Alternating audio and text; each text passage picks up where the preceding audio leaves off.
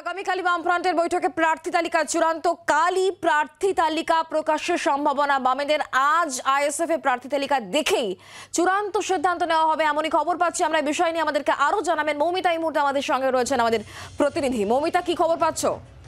দেখো, আগামীকাল লেফট ফ্রন্টের বৈঠক ডাকা হয়েছে এবং আজকে বৈঠক হওয়ার কথা হলো।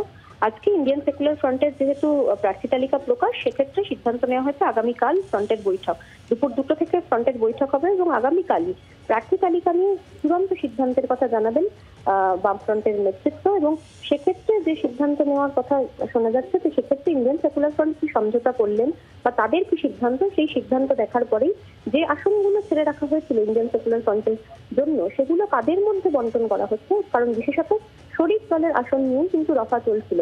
সেক্ষেত্রে তারা কি সিদ্ধান্ত নেয় সেদিকেই কিন্তু তাকিয়ে রয়েছে বামেদের নেতারা। কারণ ইন্ডিয়ান সেকুলার ফ্রন্ট 7টায় ঘোষণা করবেন আনুষ্ঠানিকভাবে এবং তারপর আগামীকাল ফ্রন্টের বৈঠক জরুরি ভিত্তিতে, এবং সেক্ষেত্রে আগামীকালই বামেদের তরফ থেকে একটি প্রার্থী তালিকা ঘোষণা করার সম্ভাবনা রয়েছে।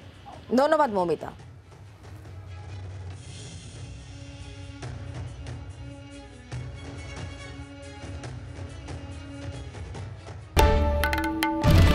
বাংলার আওয়াজ, বাঙালির আবেগ, জি 24 ঘন্টা।